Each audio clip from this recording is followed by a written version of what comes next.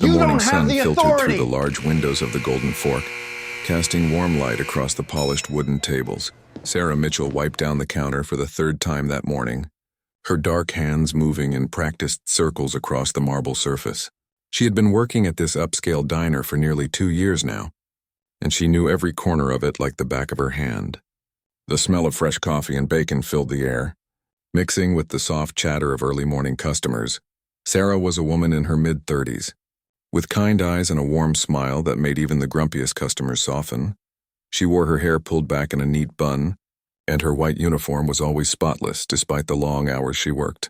The Golden Fork was known throughout the city as a place where the wealthy came to enjoy their breakfast meetings and power lunches. Sarah had served countless millionaires, business executives, and celebrities over the years.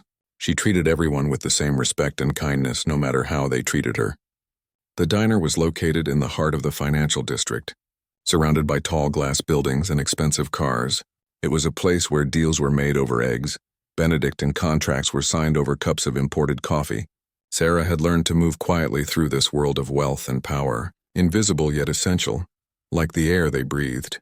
She took orders, served food, cleared tables, and smiled, always smiled, even when customers snapped their fingers at her or forgot to say thank you. This particular morning started like any other. The breakfast rush was in full swing, and Sarah moved efficiently between tables, balancing plates and refilling coffee cups. Her feet ached in her worn sneakers, but she never complained. She had a daughter to support, medical bills to pay, and dreams that seemed to grow more distant with each passing day. But Sarah was a fighter. She had survived things that would have broken most people, and she carried those scars with quiet dignity. At exactly 9:30, the door chimed, and a man walked in. He was tall, well-dressed in an expensive navy suit. With silver hair slicked back perfectly, his shoes shone like mirrors, and the watch on his wrist probably cost more than Sarah made in a year. This was Richard Blackwood, one of the wealthiest real estate developers in the city. He owned half the buildings on this street, and he knew it. His presence commanded attention, and the room seemed to shift when he entered. Richard Blackwood had a reputation. Everyone who worked at the Golden Fork knew about him. He was demanding, impatient, and treated service staff like they were beneath him. He had made more than one waitress cry over the years, and the manager always assigned the most experienced servers to his table. Hoping to avoid incidents today, that server was Sarah. She approached his table with her notepad ready and her smile in place. "Good morning, sir. Welcome to the Golden Fork. What can I get for you today?" she asked in her soft, professional voice. Richard barely glanced at her. He was already scrolling through his phone, fingers moving rapidly across the screen. His jaw was tight, and Sarah could sense the tension radiating from him. "The usual," he snapped without looking up. "Except make sure the eggs are actually cooked properly this time." Last week they were disgusting, Sarah nodded. Even though she hadn't been his server last week and had no control over how the kitchen prepared his food. "Of course, sir, I'll make sure everything is perfect," she said. She turned to walk away, but his voice stopped her. "And coffee? Black? Hot? Not that lukewarm garbage you people usually serve." He still hadn't looked at her. Sarah felt a small sting at his words, but she pushed it down. She had developed thick skin over the years. "She had to right away, sir," she responded and headed to the kitchen. In the kitchen, Sarah placed the order and poured the coffee, making sure it was piping hot. She knew that serving Richard Blackwood meant walking on eggshells.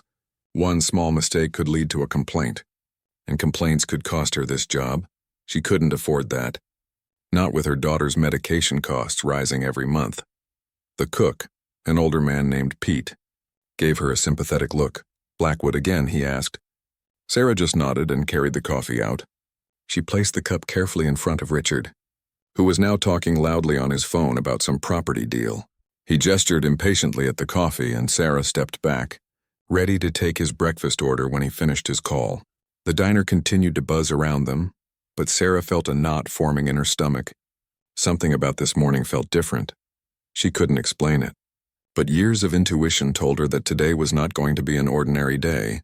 The breakfast service continued at the Golden Fork, and Sarah found herself constantly moving back and forth to Richard Blackwood's table. Nothing seemed to satisfy him. The eggs were too runny, then too firm when the kitchen remade them. The toast was too dark. The orange juice wasn't fresh enough. Each complaint was delivered with increasing irritation, and Sarah handled each one with patience and professionalism. She apologized, she smiled. She fixed everything without showing any sign of frustration. Other customers in the diner began to notice the commotion. Heads turned whenever Richard raised his voice, which was happening more frequently as the morning progressed. Some diners looked uncomfortable. Others seemed annoyed by the disruption, but no one said anything. Richard Blackwood was too powerful, too influential. People didn't challenge men like him. They simply looked away and minded their own business. Sarah could feel eyes on her as she walked back to his table for the 5th time. She carried a fresh plate of pancakes, prepared exactly to his specifications as she approached. She noticed that Richard had moved on from his phone calls to his laptop. Papers were spread across the table and he was typing furiously, clearly agitated about something. His face was red and a vein pulsed at his temple. "Here are your pancakes, sir," Sarah said gently, placing the plate down carefully. She was about to step away when Richard suddenly slammed his laptop shut. The sound echoed through the diner like a gunshot. Several customers jumped. Sarah froze, her heart racing. "This is absolutely unacceptable," Richard shouted, not at Sarah specifically, but at no one and everyone at the same time. He was staring at his laptop screen, his hands clenched into fists. Sarah could see that whatever business deal he was working on had fallen through. She had seen enough wealthy customers have meltdowns over failed transactions to recognize the signs, sir. "Is everything all right? Can I get you anything else?" Sarah asked cautiously. Maintaining her professional composure, she knew better than to engage too much. But she also knew that sometimes a calm presence could help diffuse tension. Richard's head snapped up, and for the first time that morning, he actually looked directly at her. His eyes were cold, filled with anger that had nothing to do with Sarah, but was about to be directed at her anyway. "What did you say?" he asked, his voice dangerously quiet. "I just asked if there was anything else I could get for you," Sarah repeated, keeping her voice steady. She had dealt with angry customers before. She knew the key was to remain calm and not take anything personally. But something in Richard's eyes made her uneasy. This wasn't just ordinary frustration. This was rage looking for a target without warning. Richard picked up his water glass and threw the contents across the table. Water splashed onto his papers and laptop, and he jumped up from his seat, cursing loudly. "Look what you made me do," he shouted at Sarah. "You distracted me at a crucial moment. Do you have any idea what you've just cost me?" Sarah stepped back, confused and alarmed. "Sir, I didn't touch anything, I was just," she began. But Richard wasn't listening. He was in his own world now, a world where someone else had to be blamed for his problems. And Sarah was the only person available. The manager, a nervous man named Tom, rushed over from the front desk. His face was pale. "Mr. Blackwood, please. I'm sure we can resolve this. Let me get you some towels," he said, his voice shaking slightly. He shot Sarah a warning look, one that said, "Don't make this worse," but Richard was beyond reason now. He grabbed a napkin and dabbed at his laptop, muttering about ruined deals and incompetent staff. Then, as if making a decision, he turned to the bar area where bottles of wine were displayed. Before anyone could stop him, he grabbed an expensive bottle of red wine from the display. "This is what I think of your pathetic establishment," he announced to the entire diner. He opened the bottle and poured it deliberately across the table. The dark red liquid spread across the white tablecloth, dripping onto the floor, creating a pool that looked disturbingly like blood. Gasps echoed through the restaurant. Sarah stood frozen, unable to process what was happening. This had escalated far beyond a difficult customer. This was something else entirely. The other waitstaff had stopped what they were doing. Customers sat with forks halfway to their mouths. Everyone watching the scene unfold. Richard turned to Sarah, the empty wine bottle still in his hand. His eyes were wild now, completely unhinged. "You," he said, pointing at her with his free hand. "You people think you can just coast through life, serving your betters without any real consequences. You think we don't notice your little attitudes, your judging eyes." Sarah had no idea what he was talking about. She had been nothing but professional, nothing but kind, "Sir, I think you need to calm down," she said firmly. Finding her voice despite her fear, the manager put a hand on her shoulder, trying to pull her back, but she stood her ground. That was when everything changed. Richard Blackwood, fueled by rage and entitlement, reached out and grabbed Sarah's uniform shirt. The fabric was old, worn from years of washing. It tore easily under his grip. Time seemed to slow down in that moment. The sound of fabric tearing echoed through the golden fork like thunder. Sarah stumbled backward, her hands instinctively moving to hold the torn pieces of her uniform together. But it was too late. The damage was done. Her shirt hung open, revealing not just her undershirt but something else. Something she had kept hidden for years beneath her carefully pressed uniform. There, on Sarah's left shoulder, stretching down toward her collarbone, was a tattoo. It wasn't decorative or artistic. It wasn't the kind of tattoo someone chose at a parlor on a whim. This was different. These were numbers, dark ink permanently etched into her brown skin, forming a sequence that told a story most people could never imagine. A story of survival, of horror, of a past that Sarah had tried desperately to leave behind. The diner fell into absolute silence. Not the kind of quiet that comes when people stop talking, but the heavy, suffocating silence that follows a revelation no one was prepared for. Forks clattered onto plates, coffee cups paused midway to lips. Even Richard Blackwood, still holding the torn fabric in his hand, seemed frozen, his angry expression slowly shifting to confusion. Sarah's eyes filled with tears, not from pain or fear, but from something deeper, from shame that she had carried for so long, from the violation of having her most private burden exposed to a room full of strangers. Her hands trembled as she tried to cover herself, but several customers had already seen. Several had already understood. An elderly woman sitting 2 tables away let out a small cry. Her hand flew to her mouth and tears began streaming down her weathered face. She pushed back her chair, the legs scraping loudly against the wooden floor, and stood up slowly, her whole body shaking. She rolled up the sleeve of her cardigan, revealing similar numbers on her own forearm.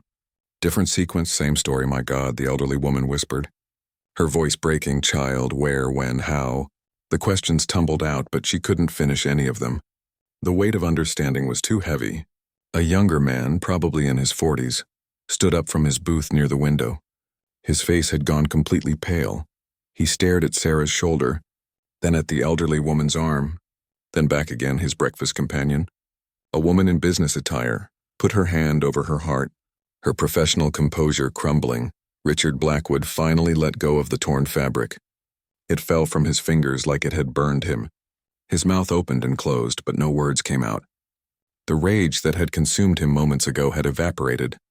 Replaced by something that looked like dawning horror, he took a step back, then another. Bumping into his chair, Sarah wanted to run. Every instinct screamed at her to flee from this room, from these staring eyes, from the exposure of her deepest wound. But her legs wouldn't move. She stood there, frozen in the center of the diner, her torn uniform hanging open, her secret no longer secret. The manager, Tom, finally found his voice. Sarah, oh Sarah, I didn't know, he stammered. He grabbed a jacket from the coat rack near the entrance and rushed over to her. Draping it around her shoulders, his hands were gentle, reverent almost, like he was handling something precious and breakable. How dare you? A voice rang out from the back of the diner. Everyone turned to see a middle-aged man standing up from his corner booth. He was dressed in a simple sweater and jeans, nothing remarkable about his appearance, but his voice carried the weight of absolute moral authority. How dare you lay your hands on this woman? Do you have any idea at all what those numbers mean? Richard Blackwood looked at the man, then at Sarah, then at the elderly woman who was now openly weeping. I didn't, he started, but the man cut him off. Those numbers mean she survived what your worst nightmares couldn't even conjure. The man continued, his voice shaking with controlled fury. Those numbers mean she walked through hell and came out the other side.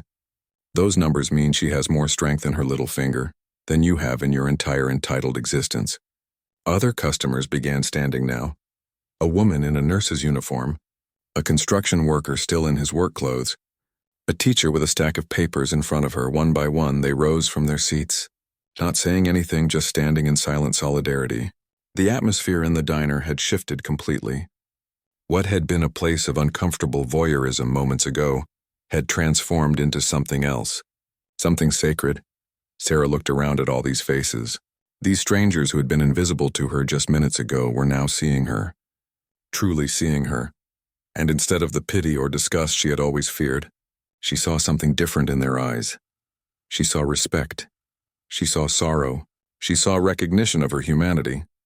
A young woman approached slowly, tears running down her cheeks. She was barely out of college, dressed in an intern's attempt at professional attire.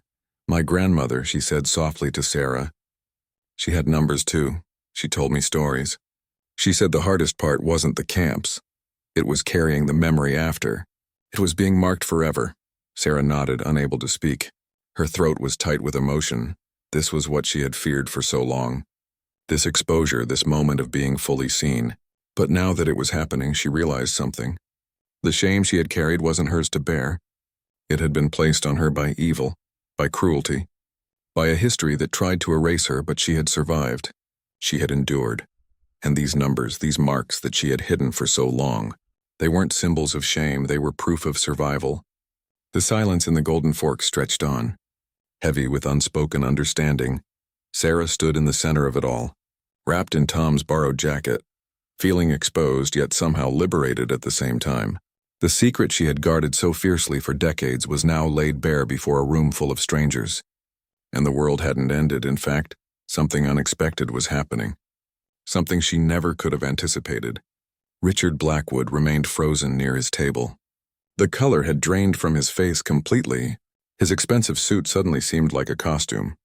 A shallow covering that meant nothing in the face of what he had just done. He stared at Sarah's shoulder where the numbers were now covered by the jacket. But the image was seared into everyone's mind. His hands hung limply at his sides, and for the first time in probably decades, Richard Blackwood had no idea what to do. The elderly woman with numbers on her own arm had made her way closer to Sarah. She moved slowly, using a cane that Sarah hadn't noticed before. When she reached Sarah, she gently took the younger woman's hand. Her grip was surprisingly strong, warmed by years of survival and resilience. "What camp?" the old woman asked softly, her accent revealing Eastern European roots. Sarah's voice came out as barely a whisper. "I wasn't in the camps. Ma'am, my grandmother was. These are hers." The old woman's eyes widened and fresh tears spilled down her weathered cheeks. Understanding passed between them without need for further explanation. A man in his 50s stepped forward from the crowd that had gathered. He was well-dressed, clearly successful, but his eyes held a depth of pain that wealth couldn't heal. "My mother had numbers," he said, his voice thick with emotion. "She passed away 10 years ago. But before she died, she told me something. She said the numbers were a reminder, not of what was taken from her, but of what they couldn't take. Her spirit, her will to live, her determination to build a life after horror." Sarah nodded, tears now flowing freely down her own cheeks. "My grandmother, her name was Rachel," she began, her voice growing stronger with each word. "She survived Auschwitz, she lost her parents, her siblings, her first love. Everyone she knew. When the war ended, she was barely alive. Just skin and bones and these numbers. She came to America with nothing but the clothes on her back and trauma that would never fully heal. The diner had become a sanctuary. People who had been strangers minutes ago were now connected by invisible threads of shared history and human empathy. Even the kitchen staff had emerged, standing in the doorway, listening with rapt attention.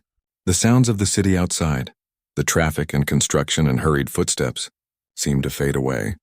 This moment existed in its own space and time. But my grandmother didn't let the numbers define her. Sarah continued, finding strength in the telling. She built a life. She met my grandfather, a man who looked at those numbers and saw not a victim, but a survivor, a fighter. She had my mother. She worked 2 jobs. She laughed. She loved, she lived, and when I was born, she would hold me and tell me stories. Not always about the camps, but about everything. About hope, about resilience, about refusing to let evil have the final word. "Why did you take her numbers?" a young woman asked from the crowd, genuine curiosity in her voice, not judgment. Sarah looked down at her shoulder, even though the jacket covered it now. "When my grandmother was dying, she called me to her bedside. I was 23 years old, fresh out of college. I thought I knew everything about the world. She took my hand, and she told me that she wanted her story to continue. She said that if we let the world forget, then the evil wins. She asked me to carry her numbers, to carry her story, not as a burden, but as a testimony, so I did." Sarah's voice cracked. "I went to a tattoo artist who specialized in memorial work. I had him copy every detail of her numbers onto my shoulder. It was the most painful thing I've ever done, and not just physically. Every needle prick felt like I was taking on her pain, her history, her survival. But I did it because I loved her, because her story mattered. Because 6 million stories matter." The construction worker, a burly man with calloused hands, wiped his eyes roughly. "That's the bravest damn thing I've ever heard," he said, his voice gruff with emotion. "You carry your grandmother's pain so the world won't forget. That's real strength right there." Richard Blackwood finally moved. He took a shaky step forward, then another. His face was ashen, and his eyes, those cold eyes that had looked at Sarah with such contempt earlier, now held something different: horror, shame, and the crushing weight of realization.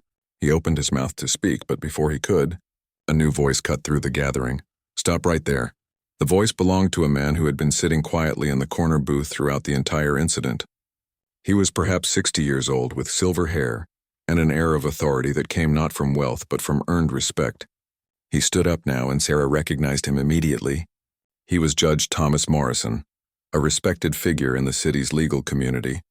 She had served him coffee many times, and he had always been kind, always said please and thank you.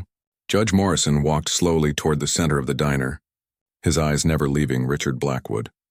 "What we have all witnessed here today," the judge said, his voice clear and measured, "is not just an assault on a woman. It is an assault on history, on memory, on human dignity itself." Judge Morrison's words hung in the air like a gavel striking wood. The authority in his voice commanded absolute attention, and even Richard Blackwood, a man accustomed to being the most powerful person in any room, seemed to shrink under the weight of it. The judge moved with deliberate slowness, each step measured and purposeful, until he stood directly between Sarah and Richard. "I have been coming to this diner for 15 years, Judge Morrison continued, his voice never rising but somehow filling every corner of the space. "I have watched this young woman serve customers with grace and dignity. I have seen her handle rudeness with patience, disrespect with composure. I have watched her smile through exhaustion, work through pain, and treat every single person who walks through that door with more humanity than most of them deserve." He turned to face Richard fully now. "And I have also watched you. Mr. Blackwood, I have seen you bark orders, snap your fingers at staff like they are dogs, complain about food that is perfectly prepared simply because you enjoy wielding power over people you consider beneath you. I have watched you for years and said nothing, because I believed that perhaps you were simply a difficult man, an unpleasant but ultimately harmless example of privilege run amok." The judge paused, letting his words sink in. "But what you did today crosses every line. What you did today is assault, it is battery, it is a violation not just of this woman's body, but of her fundamental human dignity, and you did it in front of dozens of witnesses." Richard's lawyer instincts seemed to kick in despite his shock. "Now wait just a minute," he started, his voice lacking its earlier arrogance. "I didn't know. I couldn't have known what that tattoo meant. It was an accident, an accident." Judge Morrison's eyebrows rose. "You accidentally grabbed this woman's clothing. You accidentally tore it from her body. You accidentally exposed her in front of a room full of strangers. Which part exactly was the accident? Mr. Blackwood, the grabbing, the tearing, or the complete lack of respect for another human being?" A woman near the window pulled out her phone. "I recorded the whole thing," she said quietly, "from the moment he started yelling to when he grabbed her shirt. It's all here." Several other customers nodded, indicating they had done the same in the age of smartphones. Richard Blackwood's moment of rage had been captured from multiple angles. Richard's face shifted through several emotions: anger, fear, desperation, and finally something that might have been genuine remorse. He looked at Sarah, really looked at her for perhaps the first time. I'm sorry," he said, the words sounding foreign in his mouth, like a language he had never learned to speak properly. "I didn't mean to. I was angry about business. I lost a deal. Millions of dollars. And I and you decided that gave you the right to take your frustration out on someone who had nothing to do with it." The teacher who had stood earlier interrupted. She had moved closer now, her stack of papers forgotten on her table. "Someone who was just doing her job. Someone who has survived more than you could possibly imagine. Your money problems, your failed deals, they mean nothing compared to what she carries." The nurse in uniform stepped forward as well. "I work with trauma patients every day," she said, her professional demeanor tinged with personal anger. "I see people who have been assaulted, violated, exposed against their will. I see the damage it does, the years of therapy it takes to heal. And you just did that to her because you were having a bad morning. Because your ego couldn't handle a business setback." Tom, the manager, had been standing to the side, still in shock, but now he found his voice. "Mr. Blackwood, I think you need to leave." Right now, and don't come back. You're banned from this establishment." His voice shook, but his conviction was clear. He had finally found the courage to stand up to the man whose money and influence had made him untouchable for so long. Richard looked around the diner, seeing nothing but hostile faces staring back at him. These were people from all walks of life, different ages, different backgrounds, different beliefs, but in this moment they were united in their judgment of him. He was no longer the powerful developer, the millionaire who owned half the city. He was simply a man who had done something unforgivable. The elderly woman with numbers on her arm spoke up, her voice carrying the weight of lived history. "Young man," she said, though Richard was probably older than her children, "I have seen evil in my lifetime, real evil, the kind that builds death camps and turns humans into numbers. What you did today was not that level of evil, but it comes from the same place, from the belief that some people matter and others don't, from the idea that money and power give you the right to treat others as less than human." She moved closer to him, leaning on her cane. "I forgave the Nazis who tattooed my arm," she continued. "It took me 40 years, but I forgave them because hate was eating me alive. But forgiveness doesn't mean there are no consequences. It doesn't mean what they did was acceptable. It means I chose not to let their evil poison the rest of my life." Richard stood there, tears now streaming down his face, a man completely broken by the enormity of what he had done. "I'll pay," he said desperately, looking at Sarah. "Whatever you need, medical bills, therapy, lost wages, I'll pay for everything. Name your price." "There it is," the construction worker said, shaking his head. "Even now you think money fixes everything. You think you can write a check and make this go away? Some things can't be bought, man. Some things require actual change, actual accountability." Sarah had been quiet through all of this, listening to strangers defend her, watching this powerful man crumble. She pulled the jacket tighter around her shoulders and finally spoke, her voice steady despite the tears on her cheeks. "My grandmother used to tell me something," she said. "She would say that the true measure of a person isn't what they do when everyone is watching. It's what they do when they think no one important is looking. You treated me the way you did because you thought I didn't matter, because in your world I'm invisible." Sarah's words seemed to pierce through Richard Blackwood more effectively than any of the accusations that had come before. He stood there, a powerful man reduced to silence by a woman he had dismissed as invisible just minutes earlier. The truth of her statement settled over the diner like morning frost, cold and undeniable. "But I'm not invisible," Sarah continued, her voice growing stronger with each word. "None of us are. Every person you've ever snapped your fingers at, every server you've treated like furniture, every worker you've looked through instead of at, we're all real people with real lives, real struggles, real stories. My grandmother survived the Holocaust so that I could stand here today and tell you that your money, your power, your buildings, they don't make you better than anyone else. They just make you responsible for more." The young intern who had spoken about her grandmother earlier pulled out a chair from a nearby table. "Please," she said to Sarah, "sit down. You shouldn't have to stand through this." Sarah hesitated, then accepted, sinking into the chair with gratitude. Her legs had been trembling for several minutes now, the adrenaline finally catching up with her body. Judge Morrison turned his attention back to Richard. "Mr. Blackwood, I want you to understand something very clearly," he said, his tone still measured but firm. "What happened here today will have consequences. Legal consequences, yes, but also consequences that no amount of money can shield you from. Your reputation, your standing in this community, everything you've built your identity on. It all changes from this moment forward." Richard wiped his face with his hand, smearing tears across his expensive suit sleeve. "What do you want from me?" he asked, his voice hoarse. "What can I possibly do to make this right?" The elderly Holocaust survivor moved closer to Sarah's chair, placing a gentle hand on the younger woman's shoulder. "You can start by understanding why what you did matters beyond just one person," she said, turning to address not just Richard but everyone in the diner. "These numbers," she gestured to her own arm and toward Sarah's covered shoulder, "they represent one of humanity's darkest chapters. 6 million Jews murdered, millions of others, Roma, disabled people, political prisoners, homosexuals, all deemed unworthy of life by people who believed their power gave them that right." She paused, her eyes distant, remembering horrors that still haunted her decades later. "When I was liberated from Bergen-Belsen, I weighed 68 pounds. I watched my mother die of typhus 3 days before the British soldiers arrived. 3 days, if she had held on just 3 more days, she would have survived. I carried that guilt for years. wondering why I lived when she didn't. The diner remained absolutely silent, every person absorbed in her words. Even the sounds from the kitchen had ceased. The cook standing motionless in the doorway, bearing witness to history speaking, "After the war, I came to America." The old woman continued, "I changed my name. I tried to hide these numbers under long sleeves. I wanted to forget, to move on, to be normal. But you can't forget. Memory has a weight. It demands to be carried, so I learned to carry it with dignity. I married, I had children, I built a life from ashes, and I taught my children that the most important thing, the only thing that really matters, is how we treat each other, whether we see each other's humanity or whether we choose to look away." She turned back to Richard, her eyes boring into him. "When you grabbed this young woman, when you tore her clothing and exposed her most private pain to the world, you weren't just assaulting her, you were assaulting memory itself.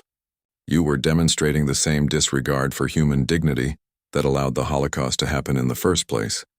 Not the same magnitude, no, but the same root.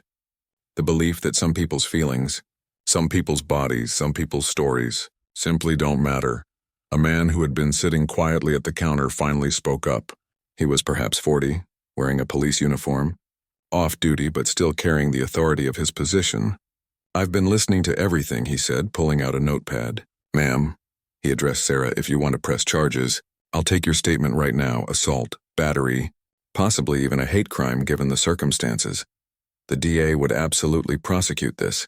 Sarah looked at the officer, then at Richard, then around the diner at all these people who had become unexpected allies. "I don't know," she said honestly. "I never wanted any of this attention. I just wanted to work my shift, earn my paycheck, go home to my daughter. That's all I've ever wanted." "You have a daughter?" the young intern asked gently. Sarah nodded, reaching into her pocket and pulling out her phone.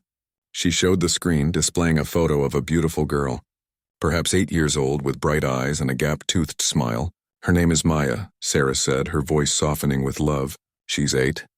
She has asthma, which is why I work double shifts sometimes to cover her medications. She's smart, so smart she wants to be a doctor when she grows up. Every day I come to work, I think about her. I think about making her life better than mine was, giving her opportunities my grandmother never had." Richard stared at the photo, and something in his expression shifted. Perhaps seeing the child made Sarah more real to him. "More human, more impossible to dismiss. I have a daughter too," he said quietly. "She's 25 now. I put her through Harvard, set her up with a trust fund, gave her everything money could buy." "And does she respect you?" Judge Morrison asked, cutting through the moment. "Does she call you for advice or just for money? Do you have a real relationship with her or just a financial arrangement?" The question hit its mark. Richard's face crumpled. "She hasn't spoken to me in 6 months. He admitted we had a fight about how I treat people. She called me cruel, said I had no empathy. She said she was ashamed to be my daughter." He looked at Sarah, at her phone still displaying Maya's smiling face. "Your daughter looks at you with love. I can see it even in a photograph. My daughter looks at me with disappointment. If she looks at me at all." The construction worker shook his head. "And you still don't get it, man? You think this is about your relationship problems? This is about basic human decency. This is about a woman who carries her grandmother's Holocaust tattoo being assaulted in her workplace. This is bigger than your feelings." The atmosphere in the Golden Fork had transformed completely from a place of business into something resembling a courtroom, a confessional, and a classroom all at once. People who had initially been strangers now formed a community, bound by shared witness to something profound. The morning sunlight continued streaming through the windows, but it seemed different now, harsher somehow, illuminating everything with unforgiving clarity. Sarah sat in her chair, still clutching Tom's jacket around her shoulders, and looked directly at Richard Blackwood for the first time since the incident. She studied his face, seeing not the arrogant millionaire who had terrorized her minutes earlier, but a broken man confronting perhaps the first real consequences of his actions in decades. Yet she felt no satisfaction in his suffering, only a deep bone-weary exhaustion. "My grandmother told me another thing," Sarah said, her voice cutting through the tense silence. "She said that anger is a poison we drink hoping the other person will die. She lived through unspeakable evil, Mr. Blackwood. She had every right to be consumed by rage, to hate everyone who hurt her, to spend the rest of her life bitter and broken. But she chose differently. She chose to live, to love, to build something beautiful from the ashes." Richard listened, his expensive suit rumpled now. his perfect hair disheveled, his whole appearance reflecting his internal collapse. "I don't deserve your forgiveness," he said. And for the first time his words seemed genuine, stripped of pretense or manipulation. "I don't deserve anyone's forgiveness." "You're right," the police officer said bluntly, flipping through his notepad. "You don't. Forgiveness is a gift, not an entitlement. And right now we're not talking about forgiveness. We're talking about justice. Those are two very different things." Judge Morrison nodded in agreement. "The law exists because we recognize that personal forgiveness, while admirable, cannot be the only response to wrongdoing. Society has an interest in holding people accountable, especially people with power who abuse that power. If we allow the wealthy and influential to simply apologize and move on without real consequences, we create a system where justice is only for some people." A well-dressed woman who had been silent until now stood up from her booth. She carried herself with the confidence of someone used to being heard. "I'm Rebecca Chen," she said. "I'm a reporter with the Metro Daily News. I've been recording audio of this entire incident. With everyone's permission, I'd like to write about what happened here today." She looked at Sarah. "But only if you're comfortable with that. This is your story to tell or not tell." Sarah felt panic rising in her chest. The idea of her private pain becoming public, of her grandmother's numbers being discussed in newspapers and online. It was overwhelming. But then she looked around at the faces in the diner, at the elderly Holocaust survivor who had shared her own numbers, at the judge who was willing to use his authority for justice, at the construction worker and the nurse and the teacher and the intern, all strangers who had stood up for her. "My grandmother's story deserves to be told," Sarah said slowly, working through her thoughts as she spoke. "Not because of what happened to me today, but because the world is forgetting. Anti-Semitism is rising again. Holocaust denial is spreading online. Hate crimes are increasing. If this moment can remind even one person why these numbers matter, why this history matters, then maybe something good can come from something terrible." The elderly woman squeezed Sarah's hand. "You have your grandmother's courage," she said, her voice thick with emotion. "She would be so proud of you." Richard had been standing motionless, but now he spoke again, his voice barely above a whisper. "I want to do something," he said, "not to make this go away. I understand that's not possible, but to actually help, to make a real difference, what can I do?" The construction worker snorted. "Here we go again with the checkbook solutions." But Judge Morrison held up a hand. "Wait," he said. "Let's hear what he has to say. Though I agree that money alone solves nothing." Richard took a deep breath. "I own a building downtown," he said. "It's been vacant for 2 years. I've been trying to sell it, but the market is slow. What if I donated it? Turned it into something meaningful? A Holocaust education center, a museum, a place where survivors can share their stories, where students can learn, where memory is preserved." The reporter, Rebecca, raised an eyebrow. "That building on 5th Street? That's worth at least $20 million. You're talking about giving that away." Richard nodded.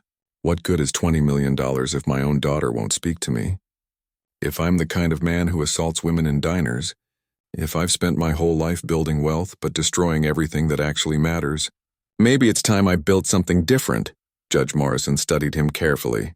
"That's a start," he said, "but understand this, Mr. Blackwood. A generous donation doesn't erase what you did.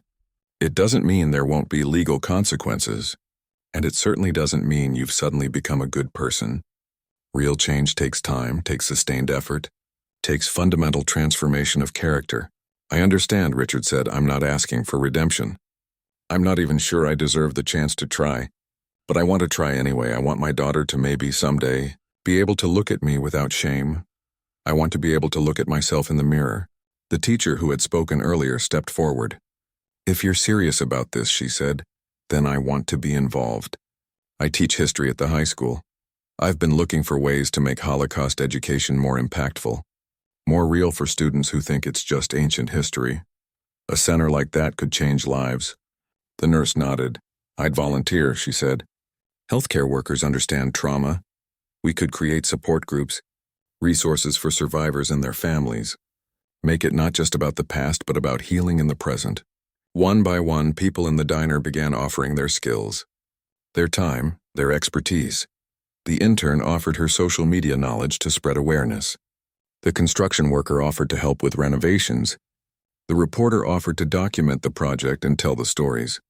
What had started as a moment of violence and violation was transforming into something else. Something hopeful, but Sarah sat quietly through all of this. Listening to strangers plan a future built on her grandmother's pain, she felt disconnected, overwhelmed, uncertain whether this was healing or just another form of exploitation. She looked at the elderly Holocaust survivor. Seeking guidance, the old woman seemed to understand. "Child," she said softly, "you get to choose. You don't owe anyone your story. You don't have to turn your trauma into a teaching moment. Whatever you decide, it's the right decision." Sarah sat in silence for what felt like hours but was only minutes, weighing the enormous decision before her. The diner had become a whirlwind of planning and promises, people energized by the possibility of creating something meaningful from tragedy. But at the center of it all sat Sarah, the woman whose pain had sparked this transformation, and she felt strangely empty. "I need some air," Sarah finally said. Standing up slowly, her legs still felt unsteady, but she needed space, needed to think away from all these well-meaning strangers. Tom immediately moved to support her, but she gently waved him off. "I'm okay, I just need a moment." She walked toward the door, still wrapped in Tom's jacket, and stepped outside into the crisp morning air. The city continued its relentless pace around her. Cars honking, people rushing to appointments, delivery trucks unloading. Life went on, indifferent to the drama that had unfolded inside the Golden Fork. Sarah leaned against the brick wall and closed her eyes, trying to find her grandmother's voice in her memory. The door opened behind her, and the elderly Holocaust survivor emerged. Moving slowly with her cane, "May I join you?" she asked. Sarah nodded, grateful for the company. The two women stood together in comfortable silence for a moment. Two generations connected by numbers and memory. "When I was your age," the old woman began, "I was angry all the time, angry at God, at the world, at myself for surviving when so many didn't. I thought carrying the memory meant carrying the anger, that if I let go of the rage, I would be dishonoring those who died. But anger was eating me alive, destroying my marriage, my relationship with my children. My health, what changed?" Sarah asked softly. "My grandson," the woman said, smiling at the memory. "He was 5 years old. And he asked me why I was always sad. Not in a judgmental way, just genuine curiosity. And I realized that by holding on to all that pain, all that anger, I was passing it down to him. I was teaching him that the world is only darkness, that survival means suffering, and I thought, is that what my mother would have wanted? Would she want her great-grandson to inherit trauma? Or would she want him to inherit resilience, hope, the determination to build light in dark places?" Sarah felt tears sliding down her cheeks again, but these felt different, cleaner somehow. "My daughter asked me why I always seem tired," she said. "I tell her it's just work. But it's more than that. I'm tired of carrying this alone. I'm tired of hiding. I'm tired of being invisible." "Then stop," the old woman said simply. "Stop hiding, stop being invisible, but do it on your terms. Not because of what happened in there. Not because people are excited about museums and education centers. Do it because you're ready. And if you're not ready, that's okay too. Memory doesn't have a deadline." The door opened again, and Judge Morrison stepped out, followed by the police officer, Ms. Mitchell. The officer said respectfully, "I need to ask you officially.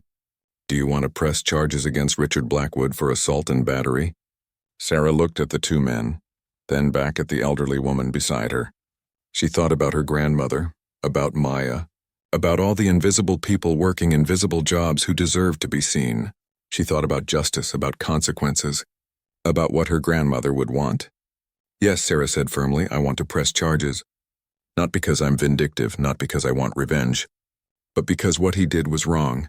And if I don't hold him accountable, if I let him buy his way out of consequences, then I'm saying it's okay for powerful people to treat others this way. I'm saying that money matters more than dignity. And I won't say that, I won't teach my daughter that." The officer nodded, writing in his notebook. "That's a brave decision," he said. "I'll need a formal statement, and you'll need to come to the station. We'll also need copies of the video footage from the witnesses inside." Judge Morrison placed a gentle hand on Sarah's shoulder. "I want you to know that I'll be recusing myself from any legal proceedings." He said, "I'm a witness now, not a judge. But I'll make sure this case gets to someone I trust. Someone who will take it seriously. You deserve justice, Ms. Mitchell, real justice. Not just empty apologies and charitable donations." "What about the education center?" Sarah asked. "All those plans they were making inside." The judge smiled slightly. That can still happen if you want it to, but it should be separate from the legal case. Blackwood's accountability under the law shouldn't be connected to his attempts at restitution. Justice first. Then we can talk about healing and education. Sarah nodded, understanding the wisdom in keeping those things separate. She turned to go back inside, but the elderly woman stopped her. "Wait," she said, reaching into her purse. She pulled out a worn photograph. "Yellowed with age, this is my mother," she said, showing Sarah a picture of a young woman with kind eyes. Her name was Esther. She loved music and poetry. She believed people were fundamentally good. The Nazis tried to reduce her to a number, to erase her humanity, but I remember her, I tell her story. And now you're helping me tell it. Sarah took the photograph carefully, studying the face of a woman she had never met but somehow felt connected to. "I'll honor her," she promised. "I'll honor all of them." They walked back inside together. The diner had quieted somewhat. People returning to their tables, but the atmosphere forever changed. Richard Blackwood sat alone at his table, head in his hands, flanked by the reporter who was asking him questions. Tom approached Sarah immediately, his face concerned. "Sarah, I want you to take the rest of the day off," he said. "Paid, obviously. And I want you to know that you have a job here for as long as you want it. What happened today, it never should have happened. And I'm sorry I didn't protect you better." "Thank you, Tom," Sarah said sincerely. "But I think I need more than a day. I need to process this, to be with my daughter. To figure out what comes next. Take all the time you need," Tom assured her. Sarah went to the back room to collect her things. When she returned, the entire diner erupted in applause. It started with the elderly Holocaust survivor, then spread through the room until every person was standing, clapping, some crying. It wasn't pity, Sarah realized. It was respect, it was recognition, it was solidarity.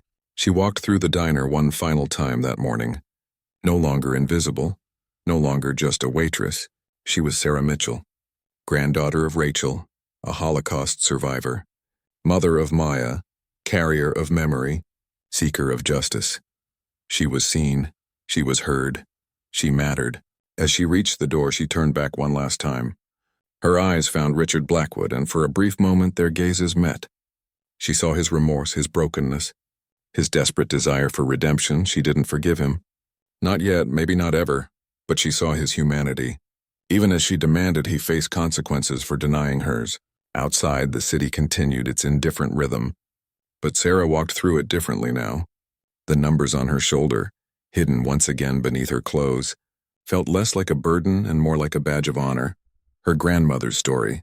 Her story would be told. Justice would be served. Memory would be preserved, and perhaps most importantly, her daughter Maya would grow up knowing that dignity isn't given by others. It's claimed by ourselves that invisibility is imposed by those who refuse to see, but visibility is won by those who refuse to hide. That justice, real justice, belongs to everyone, not just the powerful. Sarah pulled out her phone and called her daughter's school, asking them to prepare Maya for early pickup. Today she would take her daughter to the park, hold her close, and begin teaching her the stories that mattered. The stories of survival, of resilience, of refusing to let evil have the final word. The sun climbed higher in the sky, and Sarah Mitchell walked toward her future, carrying the past with dignity, demanding justice in the present, and building hope for tomorrow.